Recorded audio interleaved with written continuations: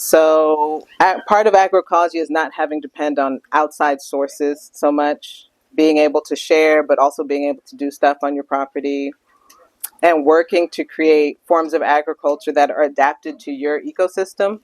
So things that grow well on your property. But part of it, like with seed saving, if you continue to grow something, the same seed at your place for say 3 years, it starts to adapt to your microclimate and to your property and to your area, as opposed to buying in new seed every year that doesn't have.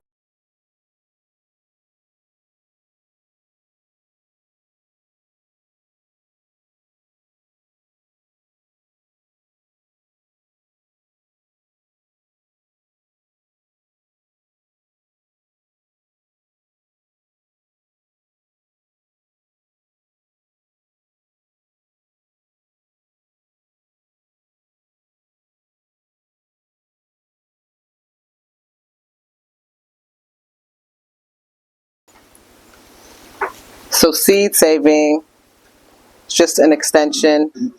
A lot of farmers buy in their seeds every year, but it used to be that farmers were the ones that had the seeds. And in the beginning, I think the turn of the century, in the early 1900s, this government gave away free seeds to folks. And then a few companies formed. They bought up all the smaller people that were saving seeds, seed companies,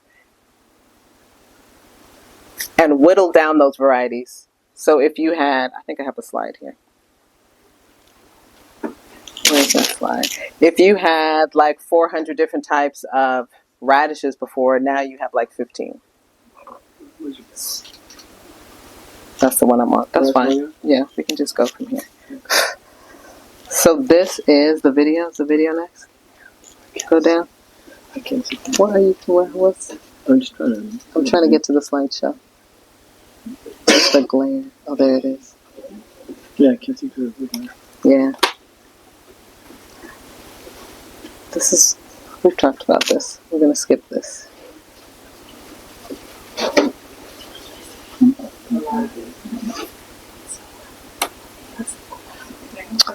So this is a slide about why not just the seed saving matters, but the knowledge from the cultures that goes with the seed saving.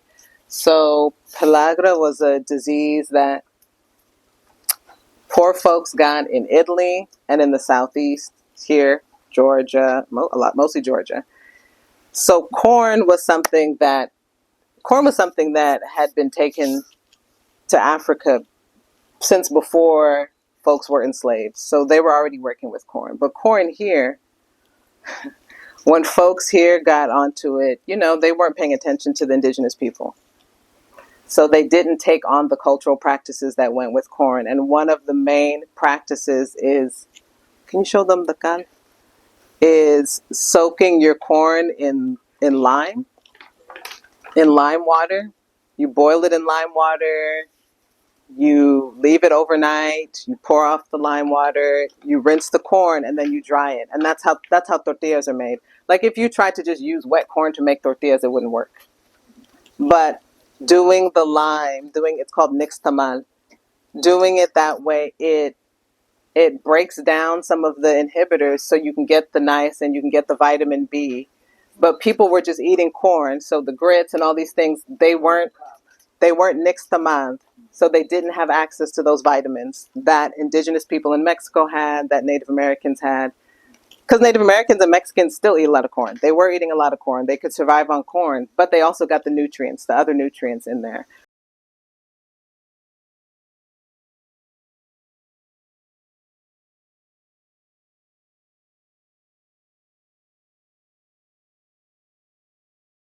Yes, this one once they're ripe.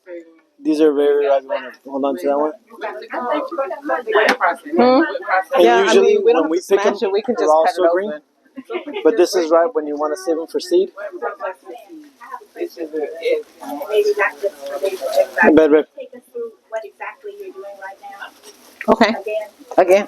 Yes. You want me to cut something? Can you cut this in half? Yes, ma'am. So let me get to that. What? I'm going to cut it. So we're doing the wet seeded processing. when you take these things out, you have to add water.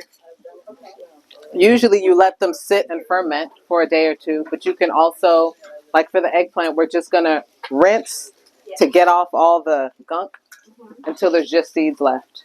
So explain to us what makes it a Thank you, seed process. So when water. so things like beans, when they dry, they're crunchy. So they're already dry. These kind of things, when you open it up and it's damp inside, you're going to process it wet. Zucchini, the cucumber, the squash, the tomatillos, the eggplant, things like peppers can be wet or dry processed. So you could cut open the peppers and scrape out the seeds and just dry them, but they don't have that inhibitor. Tomatoes have the inhibitor over their seeds where you have to let them soak and ferment. Separate them. Step one is what? Step one is what? Let the fruit stay on there until it gets ugly. Get some water up in here. And then take it off. You can let it sit some more until it almost rots. And then you cut it open, you smash it open, you can put it in the blender. Add more water. When you pour it off, I'm gonna keep going with that. But when you pour off the water, usually you let it settle for a little bit, but usually the seeds that float up to the top, they're not going to germinate and grow for you anyway. Okay. The ones that sink to the bottom, those are the ones that are going to grow. Okay. So, but you said that they you can put them in the blender? You can put it. That would be more for eggplants and tomatoes that have the smaller seeds. These might actually get cut up. Yeah, these I wouldn't put in That stuff is totally People edible. usually just mash these. Even for the tomatoes, you can just cut them in half and squeeze them. Put it in a salsa or something. And these, you could just like to eat it. You could just squeeze these out. Raw like that, I think it might be a little bit too acidic. Those would be harder just to squeeze out, right? They're like more complicated. To get all the stuff. You can already see there's some seed in there that you know is not going to grow. It's just teeny. We just want to separate the. You just pour that. So we're going to add this to a jar and see what floats. How long do you soak in the water to get that done? Tomatoes need the longest. It's like 20. It's till they get that. I'll show you. I'll go back. That white film of mold.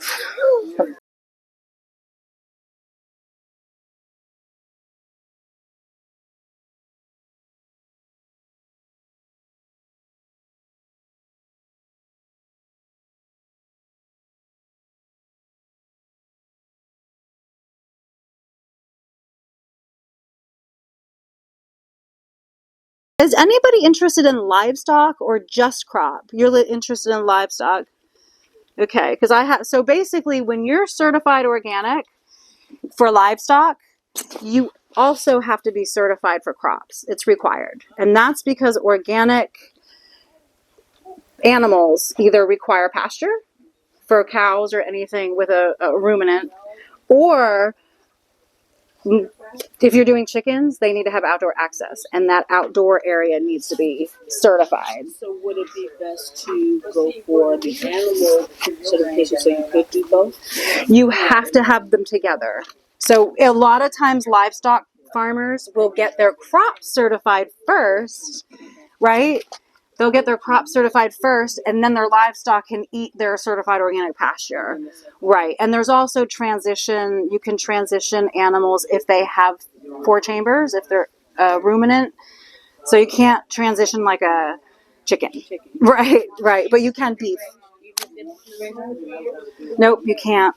I know. But you can buy day olds that are not certified organic and raise them organic. That's what I used to do. Right. I would get them in the mail. Right. And then I would feed them organic feed, and then I would have organic eggs. What? Year old. Sorry, like day old. Yes, day old. Like the little peeps. They'll send them to you in the mail, like in a box. If you bought them from other farmers that they were that young, around here you can just get chickens from other folks that right. But you can't get them from that source. You would have to get them from an organic source. No, they don't have to be organic. They have to be day olds. They have to be only 1 day old. They have to be managed organically from the first day of life. Yeah. So if you like your neighbors producing chicks or something like that, just have them write on the invoice like day old. So the question always comes up is those who are considering organic crops. Yes. And what some of the stuff That's livestock. would be helpful.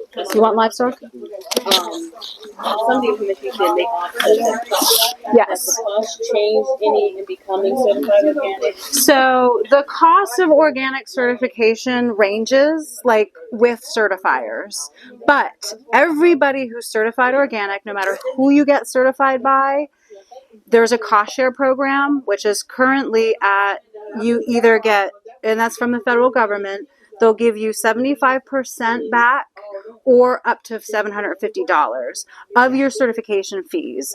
Some certifiers, they say like a crop operation can range anywhere from $400 to $1,000. Is that based on how much land? Well, no, it's not based on the amount of land. So your first year, you're guaranteed that it's probably going to be in that lower category. It's usually they're on a sliding scale based on then in future years, once you're certified, gross organic sales. So say, like usually, I don't know what our tier, but all this information is in there. There's info about the cost share program. There's information about the certification agency I work for, their fee structure. Did you want one of these? Are you interested? Is crop and livestock? Sure.